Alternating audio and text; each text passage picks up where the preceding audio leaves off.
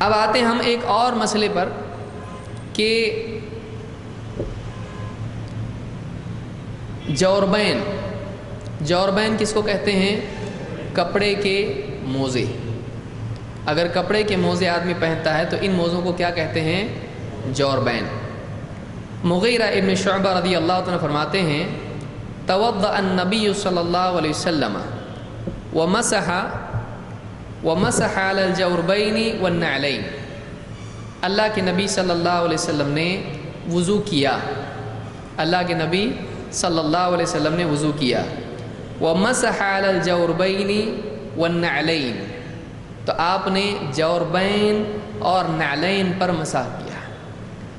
جوربین کہتے ہیں کپڑے کے موزوں کو، اور نعلین کہتے ہیں، نعلین آج تو عام طور سے پہنا نہیں جاتا ہے، ایک فلیٹ چمڑا اس طرح سے ہوتا تھا، یا نیچے کچھ اس کے اور بھی زیادہ کچھ ہو سکتا تھا، اور اس کو جیسے ہمارے جوتوں کی لیس ہوتی ہے تو اس کو سائڈ سے اس طرح سے لیس ہوتی تھی، جیسے آپ مثال کے طور پہ مان لیجیے کوئی پتا ہے اور اس کے قبالان سامنے سے دو لیس ہے، اس سے پاؤں باندھ دیے، انگوٹھے یا پاؤں پورا، اور پیچھے بھی اس طرح سے، تو جس کو سٹریپس ہوتے تھے جیسے سینڈل میں ہوتے ہیں، لیکن عام طور سے سینڈل بالکل زیادہ بڑی ہوتی ہے، تو وہ نیچے کچھ ہے اور اس کو ایسا کر کے باندھ دیا، پھر ایسا باندھ دیا، تو اس کو کیا کہتے ہیں؟ نعلین۔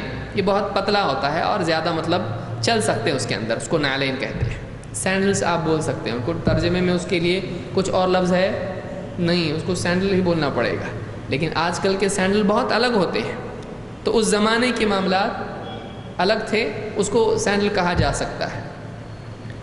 تو آپ صلی اللہ علیہ وسلم نے جوربین پر اور نعلین پر مسح کیا ہے۔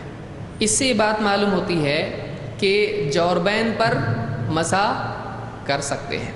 بعض علماء نے اس حدیث کی شرح میں کہا ہے کہ آپ نے نعلین پہنے اس پہ موزے تھے، موزے کے اوپر آپ نے نعلین پہنی تھی، اور آپ نے اسی طرح سے موزوں پر مسح کیا کیونکہ موزوں کا حصہ کھلا ہوتا ہے، اور اسی طرح سے کچھ حصہ نعلین پر بھی آپ کا ہاتھ لگا، تو انہوں نے صحابی نے کہا کہ جوربین اور نعلین دونوں پر آپ نے کیا کیا؟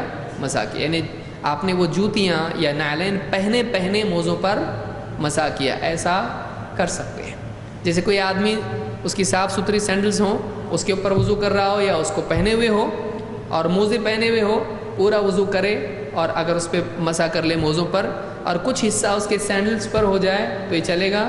چل سکتا ہے، کوئی مسئلہ اس کا نہیں ہے۔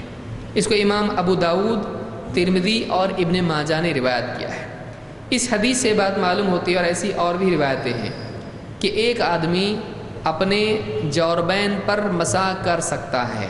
جوربین کپڑے کے موزے، بہت سارے لوگ اس کو غلط سمجھتے ہیں کہ ایسا نہیں کر سکتے ہیں، حالانکہ امام ابو حنیفہ رحمۃ اللہ علیہ نے اپنی وفات کے کچھ دن پہلے، 4 یا 5 دن پہلے کہا، اپنے اس قول سے رجوع کیا۔ وہ بھی شروع میں کہتے تھے کہ نہیں کرنا چاہیے، کپڑے کے موزوں پر مسح نہیں کرنا چاہیے، وہ شروع میں کہتے تھے، لیکن اپنی وفات کے کچھ دنوں پہلے انہوں نے اپنا وہ مسئلہ چھوڑ دیا اور وہ بھی اس کے قائل ہو گئے کہ کپڑے کے موزوں پر مسح کر سکتے ہیں۔